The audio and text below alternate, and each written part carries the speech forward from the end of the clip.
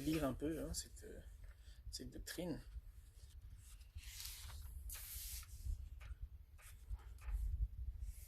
Alors, Genèse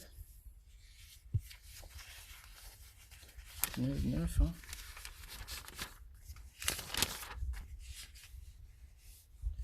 Genèse 9. Hop, hop, hop, hop, hop, hop. 9. 20. 9, 20. Noé s'est mis à cultiver la terre, et il planta une vigne. Il en but le vin et s'enivra, de sorte qu'il s'est mis tout nu sous sa tente. Cham, le père des Canaan, vit son père nu, et sortit pour le raconter à ses frères. Alors Sem et Cham prirent la tunique de Noé et la placèrent sur leurs épaules.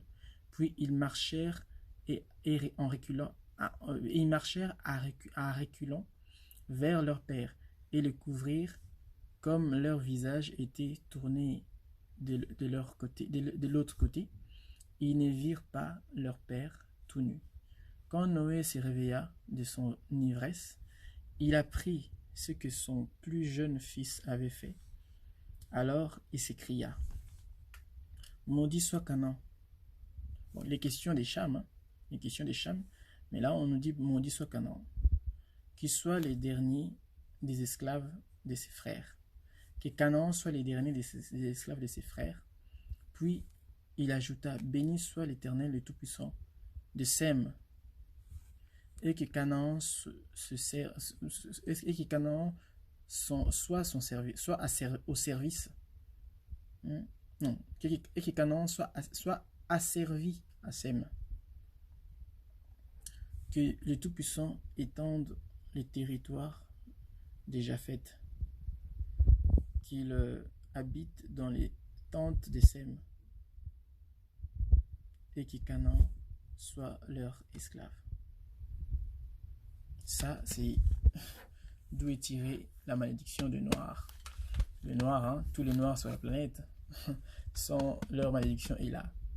Et vous allez voir que le Noir, depuis on va dire même depuis la traite, depuis l'esclavage, les Noirs sont sujets des moqueries, des dominations, l'esclavage, la traite, la colonisation et la néocolonisation qui se passe même aujourd'hui. Bah, ça s'explique. Voilà, les Noirs sont maudits. Mais Sem et Japheth, étaient-ils des Blancs? Ils étaient de quelle couleur étaient? Si Canaan était noir, et Canaan est le fils de Noir. Mais Cham n'a pas eu que Canaan comme fils. Cham, il n'a pas que Canaan. Canaan, c'est même le dernier de ses fils. Canaan, c'est le dernier. Il a eu Cush, il a eu Misraïm, il a eu Pout, et ensuite il a eu Canaan. Tout ça, ce sont des Noirs. Là, on dit Canaan, mais les autres Noirs. Misraïm, c'est Égypte. D'ailleurs, on va les lire, la descendance de Cham. Je ne connais pas. On va lire la descendance de Cham. Genèse 10. Genèse 10. 6. Voilà. Les fils de Cham furent Cush, Misraïm, Pout et Canaan. Amen. Les fils de Cham furent Cush, Misraïm, Pout et Canaan. Cush, c'est le mot le mot traduit en fait en hébreu, mais en fait le mot qui est là c'est Éthiopie. Donc Cam a eu comme fils Éthiopie. Misraïm, c'est l'Égypte, c'est le mot en hébreu, mais on devait dire Égypte. Pout, c'est la Libye, et Canaan. Donc, il n'y a pas que Canaan qui est noir, parce qu'un père qui est noir donne un fils noir. L'Éthiopie, c'est pas des blancs, c'est des noirs. Misraïm, on sait que l'Égypte était noire. D'ailleurs, il y a beaucoup de. Aujourd'hui, il y a même plus de discussion là-dessus. L'Égypte était noire. Toute la Libye était noire. Et Canaan, les Cananéens qui étaient en Palestine, le premier habitant en Palestine, enfin ceux qui sont partis habiter en Palestine, c'était des Noirs aussi. Alors d'où la malédiction des Canaan va atteindre Couche et Misraïm. Quel est le rapport? D'ailleurs, on devait maudire Cham, qu'il avait vu la dignité de son père. Pourquoi on ne maudit pas Cham, mais on maudit Canaan? Et quel est le lien entre Canaan et ses autres frères? En quoi eux aussi ils sont maudits si ils sont tous noirs? Vous voyez que ça n'a aucun sens. Mais posons-nous juste une question. Le père de tous ces gens-là, Adam lui-même, il avait quelle couleur de peau? Adam lui-même. Quelle est ça? Quelle est la nature même de... Comment il ressemblait à quoi? On va encore reculer. Parce que on nous dit que Cam est le père de Canaan est le père de tout le noir, et ainsi de suite. Mais déjà, on nous dit que l'Afrique est le berceau de l'humanité, que l'homme est né en Afrique, et quand cet homme est né en Afrique, c'est par ce déplacement qu'il a peuplé la terre. Donc quand il est né en Afrique là, il était noir. Ça c'est scientifique, ça tout le monde le dit. C'est même pas besoin d'aller lire les Écritures. Tout le monde le sait que l'homme est né en Afrique, il était noir. Mais les Écritures nous le dit aussi. Genèse 2. Genèse 2. Genèse 2, 7 par exemple. L'Éternel, le Tout-Puissant, façonna l'homme avec de la poussière du sol. Et il lui insouffla dans les narines le souffle de vie, et l'homme devient un être vivant.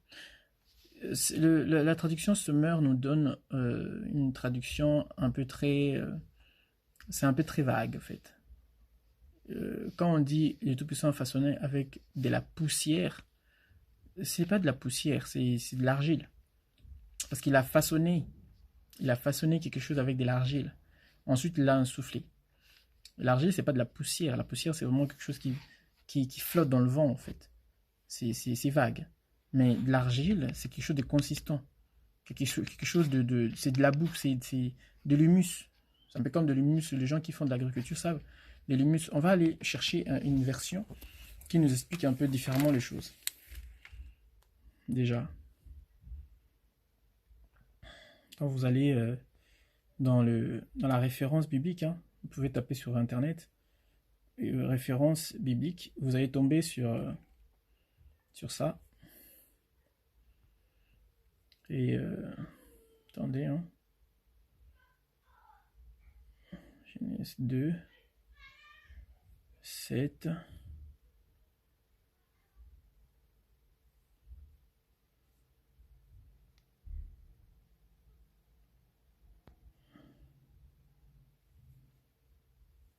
Genèse 2.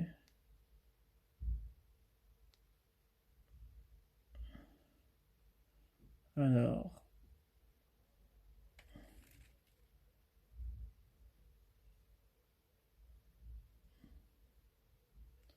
Genèse.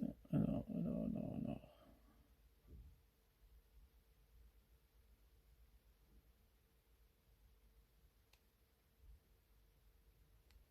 Format des hommes.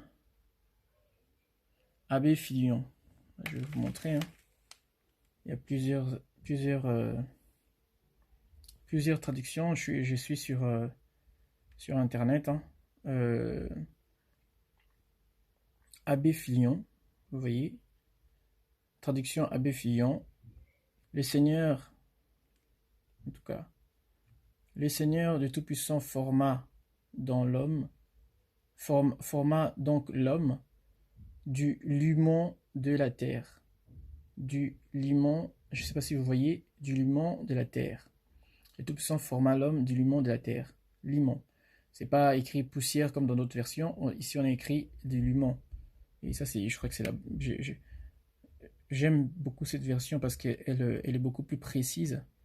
Quand vous cherchez limon de la terre sur Internet, vous avez quelque chose du style. Limon de la terre. C'est pas ça.